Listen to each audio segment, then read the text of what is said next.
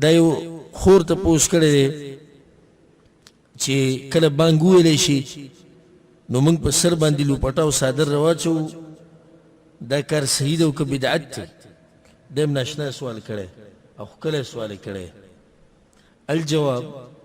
او جواب به دې نه زیات ناشنا وي جواب یې دا دی چې دا کار د دې په شریعت کې هېڅ اصل نشته او چې څوک یې د دیندارۍ د لاسه کوي بدعت کوي په یو ځای کې هم دا نه دي ثابت قرآن او حدیث کې نه د صحابه کرامو نه د هغوی د بیبیانو نه چې کله بانګ ویلی کېږي نو د ښځې سر به صحیح ابه پټي نه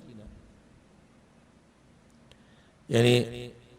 د دې ډېر خاص اهتمام کوي زموږ د زنانه اکثر یې صادر مادر نه نو د ماشوم کپړه یا څه شی راولي هغه په سر واچوي بانګ وی شروع نو د دې څه اصل نشته چې کله بانګ ویلی کېږي او ښځه به په سر باندې لوپټه چې لازم به سر پټ ساتي دې باندې هېڅ دلیل نشته او نه یې څوک ښوی شي بلکې دې نه ته بله فایده وښیم د دې سره تړلی شوي چې زنانه کله قرآن وی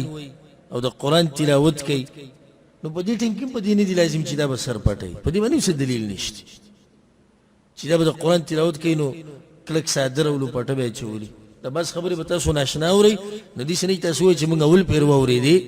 او دا خو نوي نه دي خو تا سره د دې علم نه و نو هغه نوي درته زړې ښکاري او زړې درته نوي ښکاري اوس زموږ زنانه په سر باندې لوپټه راواچي چې کله بانګ وایي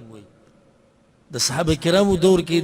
د رسول صلی بیبیانو د صحابه کرامو بیبیانو دا کار نه دی کړی اوس کوم یو نوی دی دا سر پټول نوی شو او نه پټول څه دی زوړ دی د رسول صلی د زمانې نو په دې دواړو خبرو باندې څه دلیل نشته والله اعلم دا ورور ته پوښ کړی دی چې مؤذن د جمعات اجازت نه کړي دغه د اجازت نه بغیر بل سړی را مخکې شي اقامت کولی شي او که نه الجواب دا بعض بې ادبه دي شي چې کله امام لږ لیټ شي نو یو خو ده ګړۍ ته به ګوري او څوک ټوخي کوي او څوک داسې ګوري او څوک اخوا ګوري یعنې دغه 2-3 منټه په ده نه تېرېږي نو بیا یو پکې داسې د ځان نه ځوان شعر جوړ کړی هغه را مخکې شي بټن ووهي اقامت شروع کړي دا طریقه غلطه دا طریقه غلطه د اقامت به هغه کس کوي چې چا بانګ ووایي او دغه کار عامه طریقه الحمدلله مسلمانانو په جوماتونو کې هم دقه ده د رسول صلی په زمانه کې هم دغه وه چې چا به بانګ ووایي هغه به اقامت کو الا دا چې کله